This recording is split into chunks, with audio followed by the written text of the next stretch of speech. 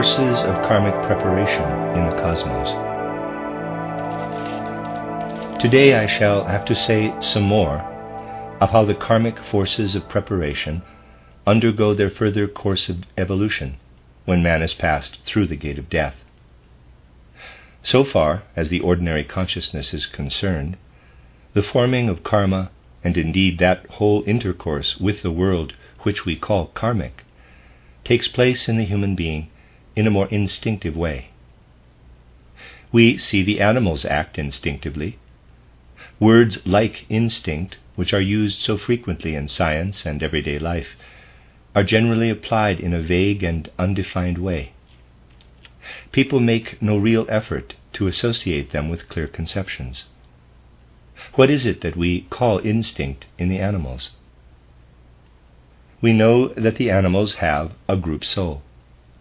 The animal, such as it is not a self-contained being. The group soul is standing there behind it. Now, to what world does the group soul belong? We must first answer this question. Where do we find the group soul of the animals? They are certainly not to be found here, in the physical world of sense. Here we have only the single individual animals. We do not find the group souls of the animals until, by initiation, or in the ordinary course of human evolution between death and a new birth, we come into that altogether different world which man passes through between his successive earthly lives. There indeed we find, among the beings with whom we are then together, including above all those of whom I have been speaking to you, those with whom we elaborate our karma, there we find the group souls of the animals. And the animals that are here on the earth, when they act instinctively, they act out of the full consciousness of the group souls. You may conceive it thus, my dear friends. Dr. Steiner here made a drawing on the blackboard. Here we have the realm in which we live between death and a new birth. And out of it there work the forces which proceed from the group souls of the animals. And here upon this earth we have the single animals which act and move about, guided as it were by threads which pass to the group souls, the beings whom we ourselves discover in the realm between death and a new birth. Such, in truth, is instinct. It is obvious that a materialistic world conception cannot explain instinct, for instinct is to act out of that sphere of being which you will find described as spirit land in my theosophy, for example, or in my occult science, also known as an outline of esoteric science, end of aside. For man, however, it is different. Man, too, has instinct, but when he acts through his instinct, he is not acting out of a yonder spirit realm, but out of his own former lives on earth. He is acting across time, out of his former earthly lives, out of a whole number of former lives on earth. As the spiritual realm works upon the animals, causing them to act instinctively, so do the former incarnations of man work on his later incarnations, in such a way that he instinctively lives out his karma. But this is a spiritual instinct, an instinct that works within the ego. It is just by understanding this that we shall come to understand the absolute consistency of this instinctive working with human freedom. For the freedom of man proceeds from the very realm out of which the animals act instinctively, namely the realm of the spirit. Today we will concern ourselves especially with the way in which this instinct is gradually prepared when man passes through the gate of death. Here in earthly life, as we have seen, the inner experience of karma is instinctive. It takes its course beneath the surface of consciousness. But the moment we pass through the gate of death, we become objectively conscious during the first few days of all the experiences which we first underwent on earth. We have them before us in ever-expanding pictures. And what we thus behold as a great tableau of our life contains, in addition, all that took place instinctively in the working of our karma. When man passes through the gate of death, and his life, expanding ever more and more, is unfolded before his eyes, there goes with it all that was instinctive, of which he was not conscious in his life, the web of karma. He does not actually see it in the first days after death. But what he would otherwise perceive only in pale images of memory, this he now beholds vividly as a living configuration. Nor does he fail to perceive that something more is contained in it than ordinary memory. And if we look with the vision of initiation on all that the human being has before him at this stage, we can describe it as follows. The man himself who has passed through the gate of death, having possessed the ordinary consciousness during his earthly life, sees his life spread out before him as a mighty panorama. But he sees it only, quote, from in front, close quote. The vision of initiation sees it also from the other side, from behind, as it were. The human being himself sees it only from the one side. With the vision of the initiate, we can see it from behind, and then the whole web of karmic relationships springs forth from it. We behold this web of karmic relationships arising, to begin with, from the thoughts that lived within the will during the man's earthly life. But immediately something else enters into it, my dear friends. I have often emphasized the fact the thoughts we experience consciously during our earthly life are dead thoughts. But the thoughts that are woven into our karma, the thoughts that now emerge, are living. Thus, on the other side, as it were, of the panorama of our life, the living thoughts spring forth. And now, this is a fact of untold significance. Now the beings of the third hierarchy draw near, and receive what is springing forth from the other side of the panorama. Angels, archangels, and archai draw it into themselves. They breathe it in. This takes place during the time when man ascends on his way upward after death to the end of the moon sphere. Thereafter he enters the moon sphere, and his backward journey through his life begins, lasting, as we know, a third of the time he spent on earth, or to speak more accurately, lasting for the same length of time as the periods of sleep which he spent while he was on the earth. I have often described how this backward journey through life takes place. We may now ask ourselves, what is man's condition in ordinary sleep, in relation to the condition in which he finds himself directly after death? Normally, when he goes to sleep, man, as a being of soul and spirit, is only in his astral body and his ego. He has not his etheric body with him, for this has remained behind in the bed. Hence his thoughts remain unliving. They have no active power. They are mere pictures.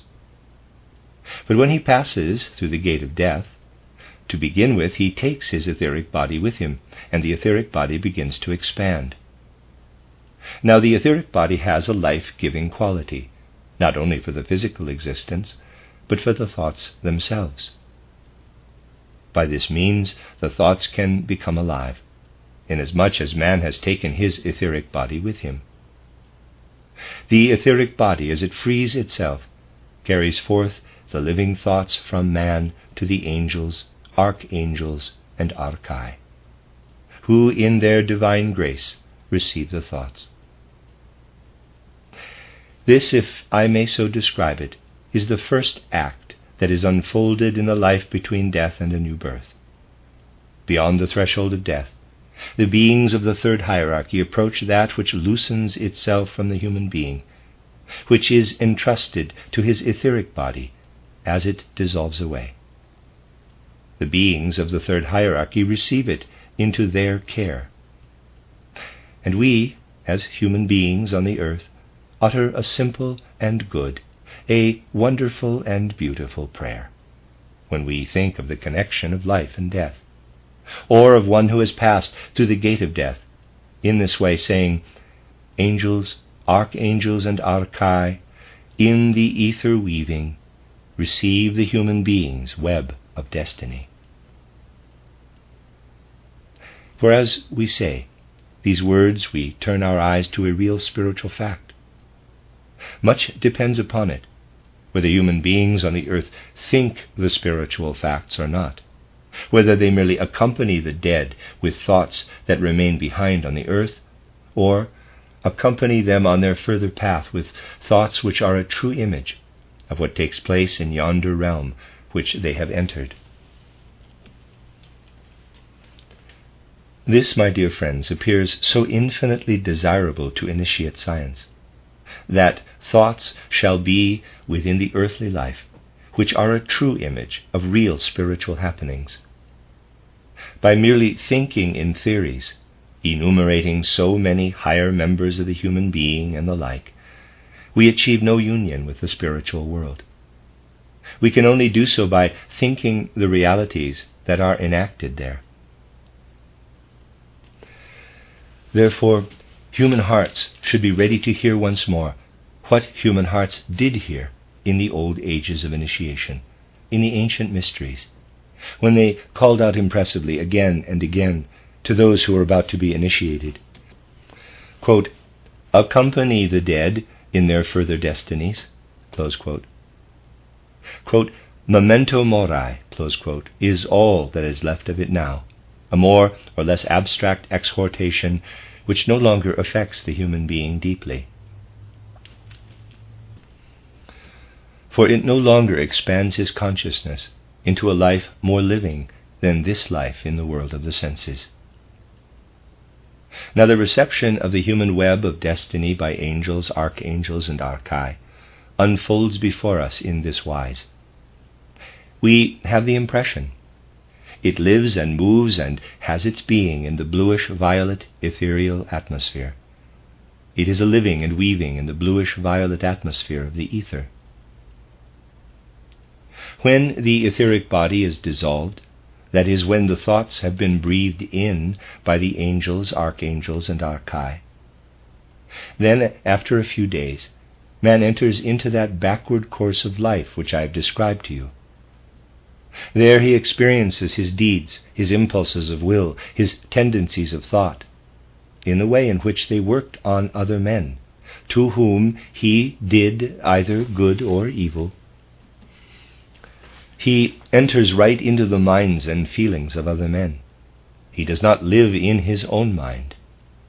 With the clear consciousness that it is his concern, he undergoes all that took place in the depths of other human beings' souls, with whom he entered into any kind of karmic relationship, to whom he did anything, whatever good or ill.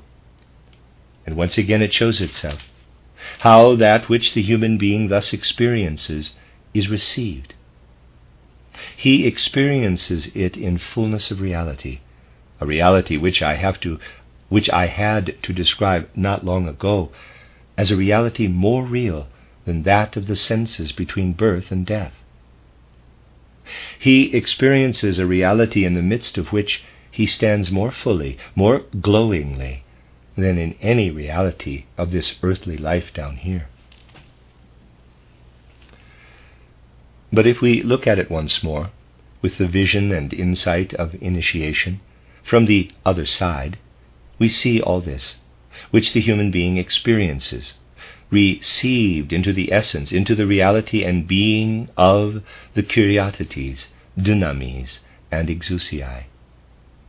They draw into themselves, as it were, the negative of the human deeds. This wondrous process unfolds before the vision of the initiate.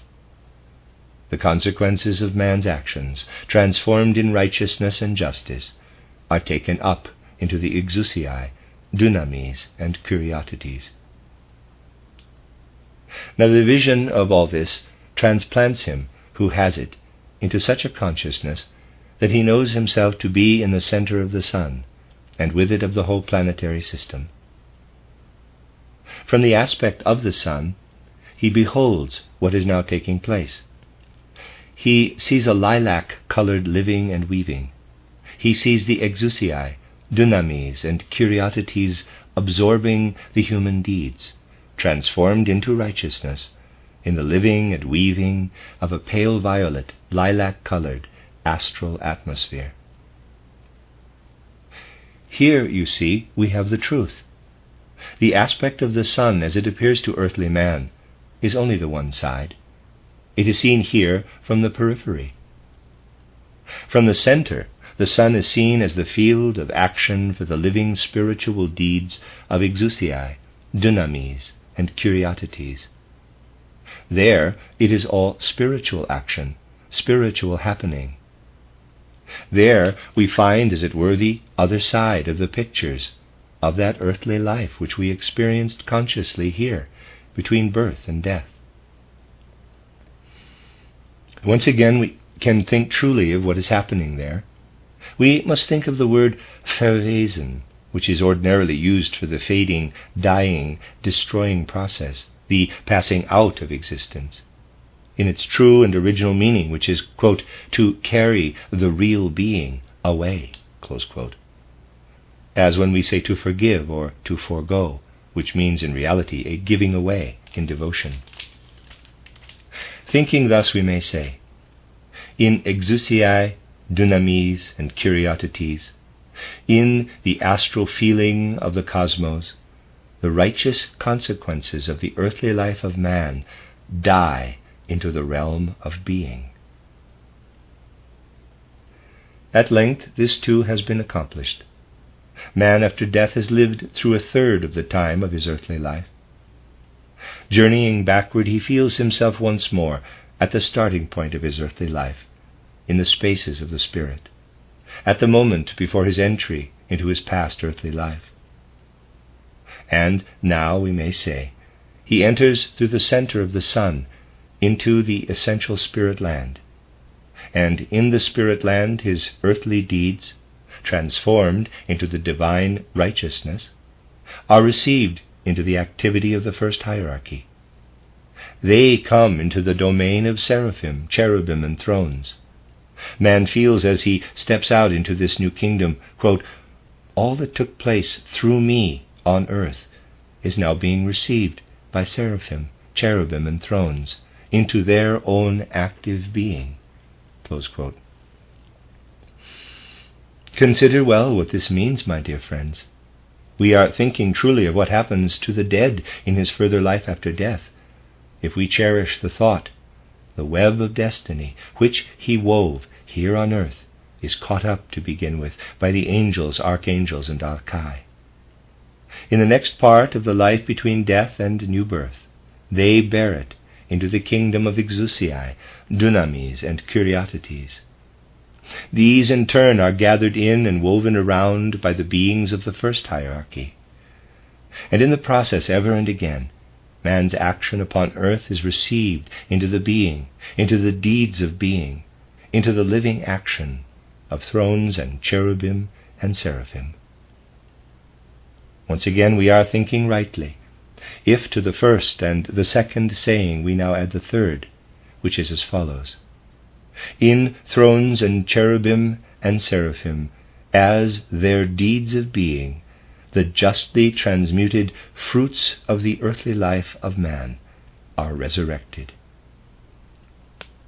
Thus we can turn the gaze of initiation upon what is going on perpetually in the spiritual world. Here on earth we have the unfolding life and action of men with their instinct of karma, their ceaseless weaving of destiny, a weaving more or less similar to the weaving of thought. Looking up into the spiritual worlds, we see there what were once the earthly deeds of man, having passed through angeloi, archangeloi, archai, exousiae, dunamis, and kuriotetes, received by the thrones and cherubim and seraphim, expanding as their heavenly deeds above. And I'm going to try the German here, number 1. Es empfangen Angeloi Archai im Äther weben das Schicksalsnetz des betreffenden Menschen. Angels, archangels, and archai, in the ether weaving, receive his web of destiny. Number 2. Es verwesen in Exousiae, Dynamis, Curiosities, im Astral Empfinden des Kosmos, die gerechten Folgen des Erdenlebens des Menschen. In Exousiae, Dynamis, Curiosities, in the astral feeling of the cosmos, the righteous consequences of his earthly life die into the realm of being. Number 3. Es auferstehen in Thronen Cherubim, Seraphim, als deren Tatenwesen, die gerechten Ausgestaltungen des Erdenlebens des Menschen.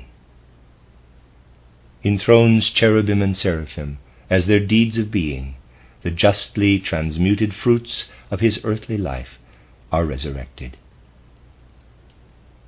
This is a succession of spiritual facts, infinitely sublime and significant especially for our present age.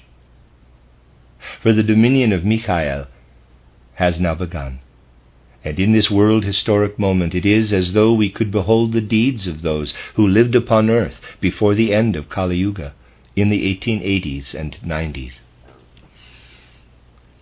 That which was then enacted among men on earth has now been received by thrones, cherubim, and seraphim.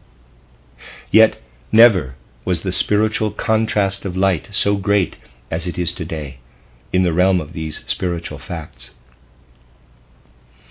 In the 1880s, one could look upward and see how the people of the Revolution period of the middle of the 19th century were received as to their deeds by thrones and cherubim and seraphim. But as one looked, a kind of darkling cloud settled over the middle of the 19th century. What one then saw passing into the realm of seraphim, cherubim, and thrones lighted up only a very little. But today, when we look back to all that took place at the end of the 19th century, the deeds of men, their relations to one another, having seen it clearly still, only a short time ago, it vanishes away. We saw it clearly still a moment since. All that took place in that declining age of Kali Yuga, like thought masses wafted away before our eyes. We saw what was worked out in destiny among the human beings of the end of Kali Yuga. And then it vanishes, and we behold in clear, radiant light what became of it as it passed heavenward. This fact bears witness to the immense importance of what is taking place at the present time in the transmutation of the earthly deeds of men into the heavenly deeds of souls. What man experiences as his destiny or karma takes place for him, within him, and about him, from earthly life to earthly life. But in the heavenly worlds, the consequences of what he did and experienced on earth go working on, and they work on even into the historic shaping of this earthly life. For there are many things which are not grasped or controlled by the individual human being here upon earth. My dear friends, you must take this statement in its full weight and importance. The individual man experiences his destiny. But as soon as two human beings are working together, something more arises, more than the working out of the individual destinies of the one and of the other. Something takes place as between the two, transcending the individual experiences of either. Ordinary consciousness perceives no connection of what happens between man and man with what goes on in the spiritual worlds above. For ordinary consciousness, the connection is at most established when sacred spiritual actions are brought into this physical world of sense, as when in sacred cult or ritual men consciously transform their physical actions so as to make them actions of the spiritual world at the same time. but in a far wider sphere. All that happens between man and man is more than what the individual man experiences as his destiny. All that is not merely the destiny of individual men, but that is brought about by the feeling together and working together of men on earth, is forever in connection with the deeds of seraphim and cherubim and thrones above. Into the latter there flow the deeds of men in their mutual connection with one another, as well as the individual earthly lives of men. Most important at this point is the wider range of vision that opens out for the initiate. For today, as we look upward, we behold the heavenly deeds and consequences of what took place on earth in the late 70s, the 80s, and 90s of last century. And it is as though a fine spiritual rain were falling to the earth, moistening the souls of men, impelling them to many things that arise historically in our time, in the relations between man and man. Once more we can see how there lives again today in living mirror images of thought, through seraphim, cherubim, and thrones, what was enacted here on earth by men of the 1870s, 80s, and 90s. When one sees through these things, again and again one must say to oneself, here you are speaking to a human being of today. What he says to you out of the commonly accepted opinion, not from his own emotions or inner impulses, but simply as a person of this age, seems often as though it stood in connection with human beings who lived in the 70s, 80s, and 90s of last century. It is so, really. We see many a human being of today as though he were in a meeting of departed spirits, surrounded by human beings who are busily at work upon him.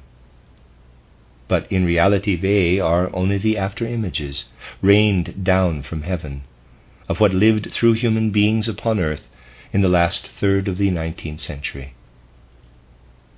Thus, in a spiritual sense, the shades, the real ghosts, I would say, of a former age, are roaming about in a later age. This is one of the more intimate workings of karma, which are indeed widely present in the world, though they frequently remain unnoticed even by the most occult of occultists.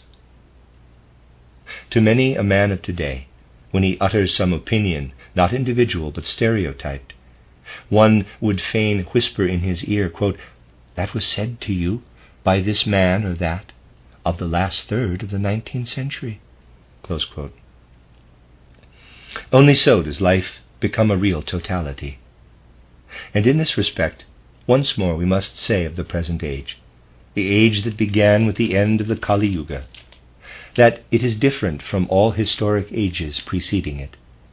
It is different in this sense, that in very truth the human deeds on earth in the last third of the 19th century have the greatest imaginable influence on the first third of the 20th. My dear friends, I am saying something far removed from any superstitious use of words. I say it with the full consciousness of voicing an exact and scientific fact. Never before did the ghosts of the preceding age move about among men so palpably as they do in this present time. And if men fail to perceive them, it is not because we are living in an age of darkness. Rather is it that they are still dazzled by the light of the new age of light. But as a consequence, what is done among us by the shades of the past century is an all the more fruitful field for the people of Ahriman. Though man is unaware of it, the people of Ahriman are working today in a more than usually evil way. They are at pains, if I may so describe it, to galvanize into Ahrimanic life as many as possible of these ghosts of the past century, and bring them to bear upon the human beings of today. This Ahrimanic quality of our age is fostered most of all when societies are formed to popularize erroneous ideas of the 19th century, ideas which, for all men of insight, are out of date and discarded. There never was a time when amateurish persons popularized the outlived errors of the past to the extent they do today. Indeed, we have opportunities on all hands today to acquaint ourselves with the essential nature of the deeds of Ahriman. We need only visit many a meeting where people are working out of the ordinary consciousness.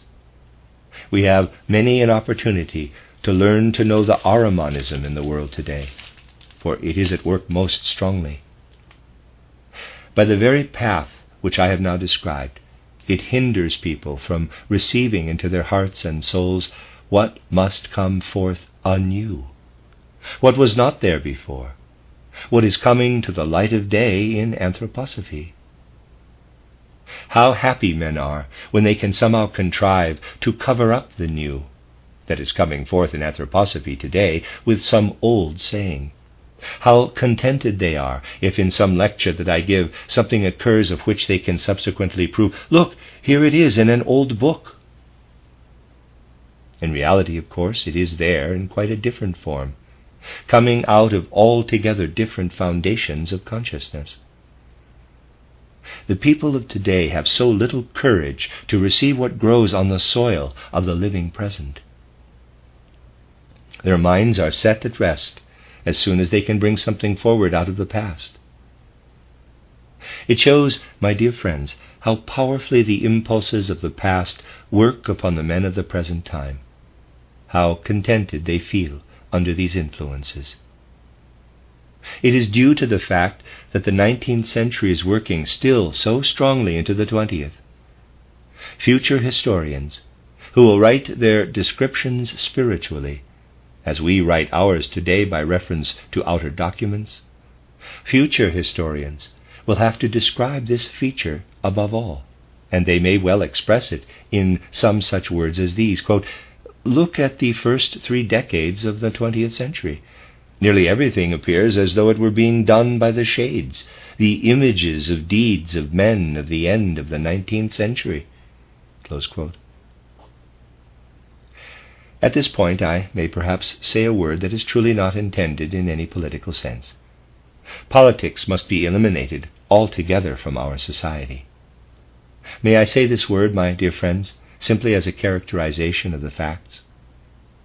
We can look back on the stupendous revolutionizing actions, or rather happenings, I should have said, for they were no really active deeds, which took place notably in the 2nd decade of the 20th century. It has been said so often that it has become a truism. Since time has been, since men have written history, such world-shaking events have not happened. But are not men standing in the midst of them as though they were not there at all? We see it everywhere. It is as though the revolutionizing events were taking place outside the human beings, and the latter had no part in them at all. Almost every man we meet today, we would fain ask of him, quote, "Did you really live through the 2nd decade of this century?" Close quote. And how much more do we feel it when we look at it from a somewhat different point of view? How helpless, how infinitely helpless do the human beings seem today? Helpless in judgment, helpless in action. Never were there such difficulties as there are today in filling the ministerial benches, the cabinets. Consider only how curious this is, how helpless men are in the midst of the events. At long last we are impelled to raise the question, who then is doing anything? Who is playing an active part? My dear friends, more than any of the men of the present time, it is the men of the last third of the 19th century. Their shadow forces are to be seen at work in everything. This is the very secret of our time. Never were the dead so powerful as are the dead of the last third of the 19th century. This, too, is a world aspect of realities. When we enter into the spiritual content of these things in a single instance, we often come to strange conclusions. I recently had to consider whether I would alter this or that in the new edition of my books, written in the 70s, 80s, and 90s of last century. The pedants of today declare everything is altered. The scientific theories and hypotheses of that time are out of date and long ago discarded. But when we look at it from a standpoint of reality, we can alter nothing at all. For in reality, behind everyone who writes a book today, or lectures from a professional chair, there stands the shade, the shadow picture of another. There they still are, the Du Bois-Raymonds, the Helmholtzes, the Haeckels, all those who were the spokesmen of that time. In medicine, the Oppholzers, the Billroths, and the rest. They are still speaking. Here we are lifting a corner of the veil, a secret of the present time. Initiate science says in all truth, quote, "Never were the dead so mighty as in our age," close quote. This is what I wish to insert today in the course of our studies on karma.